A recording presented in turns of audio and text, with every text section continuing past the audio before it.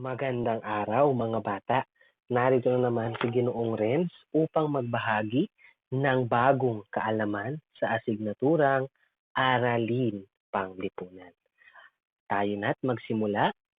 Ang ating layunin ngayong araw ay ang mailarawan o mailalarawan ng pagkakakilanlang kultural ng kinabibilangang rehiyon.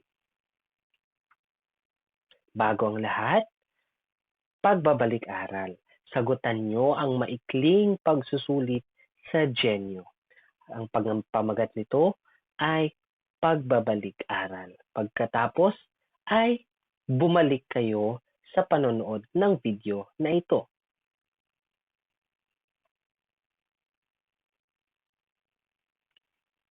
Ayan, tapos na kayong sumagot sa mga pagbabalik-aral na katanungan. Ngayon ay dumako na tayo sa ating word of the day. Filipino ay ang salitang pagkakakilanlan. Ano nga ba ang ibig sabihin nito? Ang ibig sabihin nito, ang salitang pagkakakilanlan ay nangangahulugan ng katangian. Ano ang katangian? Halimbawa na lang sa ating katawan, meron tayong isang katangian na binanggit ito ng isang tao ay may isip kaagad niya. Katulad na lang, itong kaklasikong to ay nakasalamin. Meron nang papasok sa inyong mga isipan na mga taong nakasalamin. Maaari itong gamitin sa isang bagay, tao, hayop, lugar, pangyayari at iba pa. Nagagamit ito upang malaman ang pagkakaiba-iba ng dalawa o higit pang bagay. Gayon din nang sa gayon ay madalian ang isa na matandaan ang isa pang bagay o iba pa. Katulad na lang ng ating hayop dito na camel. Pag sinabi natin, itong hayop na to ay may bukol sa likod na isa nasasakyan at nakikita sa disyerto. Maiisip agad natin ang camel dahil alam natin ang katangian nito. Ang English ng pagkakakilanlan ay identity. Ang Arabic naman ay huwiya. Huwiya. Okay? Naintindihan? Tayo na at dumako sa ating paksa. Ang salitang kultura ay ating napag-aralan na. Alam natin na ang kultura ay isang bagay na makikita natin sa ating mga kasuotan. Ito yung mga tradisyonal na kasuotan ng bawat lugar, katulad na lang ng larawang ito. O hindi naman kaya'y mga kaugalian. Halimbawa, ang kaugalian ng mga Pinoy na bayanihan o tulong-tulungan. Sunod, ang mga produkto ng isang lugar. Makikita natin dito, may mga jeep, dried mangoes, at kung ano-ano pang souvenir. Sunod ay ang iba't ibang mga lengguwahe or wika. So makikita rin natin yan sa kultura. Siyempre, ang iba't ibang paraan ng pagsusulat ng bawat lugar. Katulad na lang ng mga Chinese, Korean, Japanese, Thai, at siyempre ang Pilipino. Meron din tayong sariling sulatin.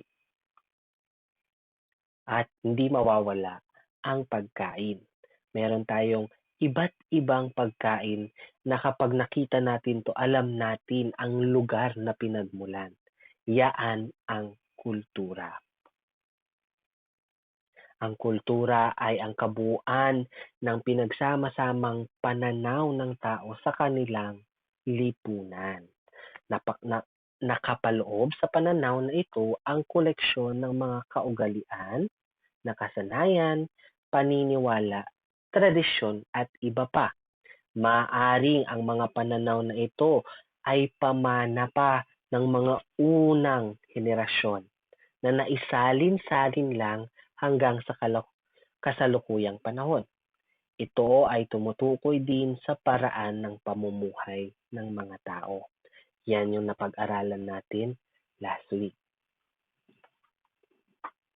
Ngayon, Tignan natin kung alam nyo ang mga sigat na lugar na ito. Okay, tukuyin ang mga lugar ng mga sumusunod na larawan.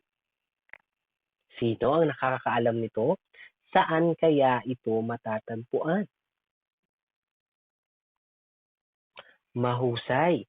Ito ay matatagpuan sa New York at tawag dito ay Statue of Liberty. Kapag nakakapanood kayo ng pelikula ay madalas itong makita, kaya kilalang kilala. Ito ay isang pagkakakilanlan ng New York. Pag nakita ito, alam natin na nasa New York na tayo. Sunod, alam na alam nyo ito. Saan naman at ano kaya ang pangalan nito? Mahusay. Dito yan makikita sa Dubai, ang ating Burj Khalifa. Alam natin na ito ang pinakamataas na building or tower sa buong mundo. At alam natin kaya sikat na sikat ang Dubai ay isa na ito sa dahilan. Sunod na larawan. Ito, alam na alam din to ng karamihan sa inyo. Saan ito matatagpuan? Tama, sa Paris. Ito ay tinatawag na Eiffel Tower. So, alam natin na pag sinabing Eiffel Tower, Paris agad. At syempre, hindi mawawala ang atin. Ano naman ang tawag sa lugar na ito? Luneta Park. Yan naman ay matatagpuan sa Pilipinas. Nakikita nyo na ang pagkakakilanlan ng isang lugar dahil sa mga sikat o makasaysayang mga lugar na makikita rito. Tingnan naman natin kung alam nyo ang mga sikat na pagkain na ito. Saang lugar kaya makikita ang pagkain sa larawan? Napakasarap na pagkain. Kumakain ba kayo nito? Saan ito matatagpuan o saan ito nagmula? Tama. Kung ang sagot nyo ay Korea, tama po. Yan ay tinatawag nating kimbap. Napakasarap niyan. Sunod na larawan, ano naman kaya ito? Mukhang may sabaw. Alam nyo ba kung saan galing ito? Tama, sa Japan. Ito ang paborito ng aking gustong-gustong karakter sa anime na si Naruto, ang ramen. Sunod na larawan ay ang marami nang nakakain sa inyo nito. Ano ito? Ang shawarma. So matatagpuan ito sa Dubai o sa Middle East. Hindi lang sa Dubai. At syempre, ang paborito nating ulam tuwing tanghalian. Saan naman ito? Syempre, ang lutong adobo na nagmula sa Pilipinas. Ayan. Alam nyo ang mga pagkain, mahusay. Ngayon, makikita rin natin sa pagkain. Malalaman natin kung saan naglugar ito nanggaling dahil lang sa simpleng pagkain. Yan ang isang pagkakakilanlang kultural ng mga lugar. Sunod, mga sikat na kasuotan. Subukan naman natin ang kaalaman nyo sa mga kasuotan ng iba't ibang lugar.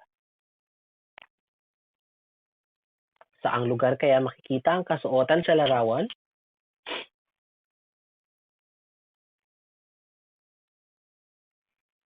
Tama, sa Japan. Ito ay tinatawag na kimono. Yan ang tradisyonal nilang sinusuot. Ito, araw-araw nyo itong nakikita paglabas nyo ng bahay. Ano naman ang tawag sa mga yan at saan ito makikita? Tama, yan ang kandura at abaya na makikita sa Dubai o sa mga parte ng Middle East. Sunod, tingnan nga natin kung may nakakaalam dito. Saan kaya ang lugar ang kasuotang ito? Hindi po natin dapat makalimutan ang kasuotang iyan dahil sa Pilipinas po yan. Yaan ang bahag at tapis na kadalasang sinusuot ng mga taga-Cordillera. Okay. At ang panghuli, hindi siya karaniwang nakikita pero saan kaya ang ang damit na ito? Okay. Sa mga nakakaalam, ito po ay sa Scotland sinusuot. Ang tawag nila dito ay kilt o ang Highland dress para sa mga babae. Mahusay. So marami kayong nalalaman na kasuotan ng iba't ibang lugar. Isa na naman po yang pagkakakilanlang kultural ng bawat bansa. Tignan naman natin ang mga sikat na pagdiriwang. Saang lugar kaya makikita ang pagdiriwang sa larawan? Napakaganda. Yaan ay mga floating lanterns. Saan kaya ito nagaganap? Wala kayong ideya? Nagkakaroon ng Floating Lantern Festival sa Thailand. Yan ay ginagawa nila taon-taon kung saan nagsisindi sila ng floating lantern at ipinapalipad nila ito sa kalangitan. Sunod, hindi rin ito hindi natin to karaniwang nalalaman pero merong selebrasyong ganito. Saan naman kaya ito? Kung napanood nyo yung cartoon na Rio, yung ibon, yan po ang Rio de Janeiro. Ginagawa yan sa Brazil at sinasabi nilang ito ang biggest party in the world. Napakasaya ng selebrasyong ito. Sunod na larawan. Saan naman kaya ito? May tunog itong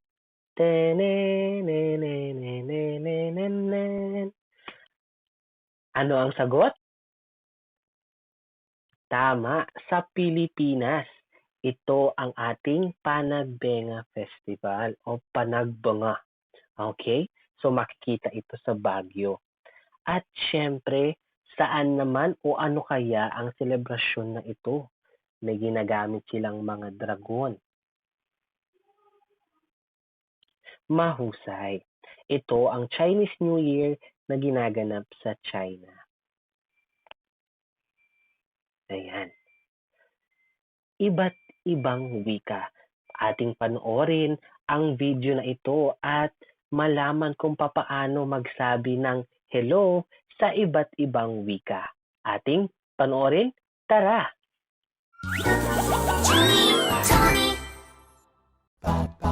Do you know how to say hello in different languages? Let's find out! In USA, it's hello, hello. In China, it's ni hao, ni hao. In France, it's bonjour, bonjour. It's great to say hello. In Japan, it's konnichiwa, konnichiwa. In Korea, it's annyeong, annyeong. In Italy, it's ciao, ciao. It's great to say hello.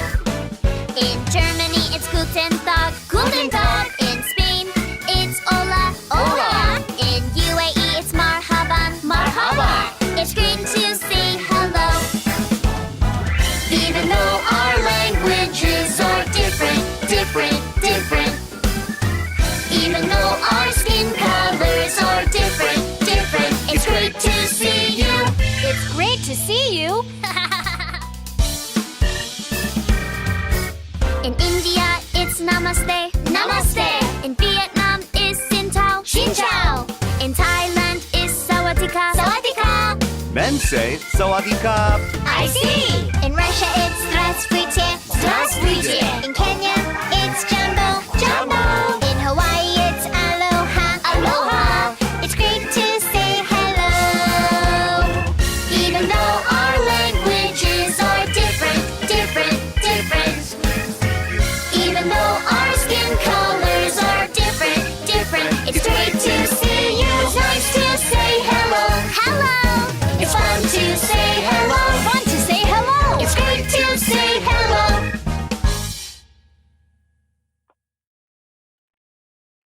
Napakaganda ng iba't ibang wika, di ba?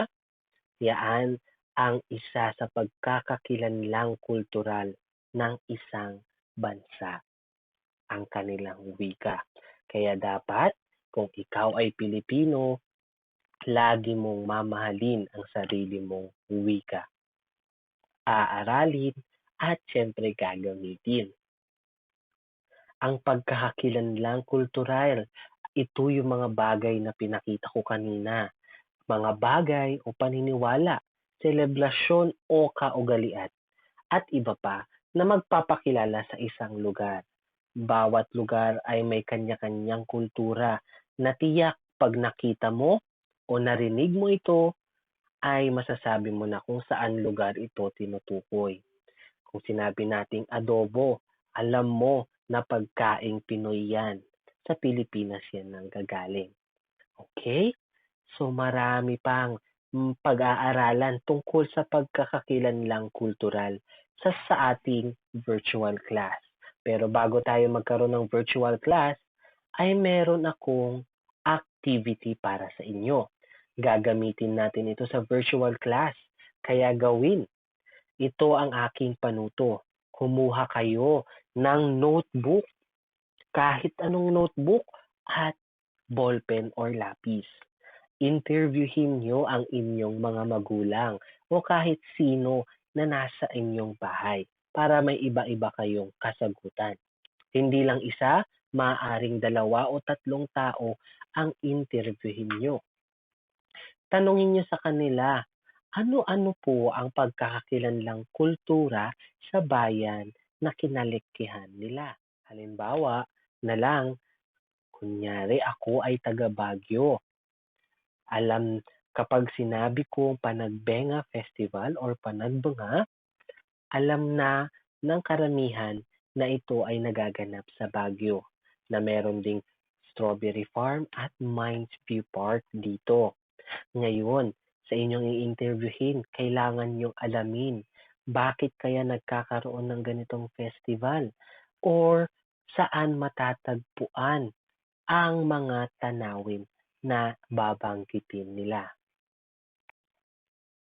Gagamitin natin ang mga na-interview nyo sa ating individual recitation sa virtual class. So, dapat lahat kayo ay may maisagot. Ang walang maisagot ay magkakaroon ng bawas sa puntos sa kanilang participation sa araw na iyon. Pagkatapos ng mag-interview ay sagutan ang survey at ang maikling pagsusulit sa Genyo. Ayan. Ngayon, may idea na kayo kung ano ang pagkakakilanlang kultural? Pag-aaralin pa natin ito sa ating virtual class. Sana'y minatutunan kayo ngayon at nagkaroon kayo ng ideya sa ating paksa. Maraming salamat sa pakikinig. Paalam! Paalala nga pala ang ating mga magbabalita sa virtual class. Huwag kakalimutan,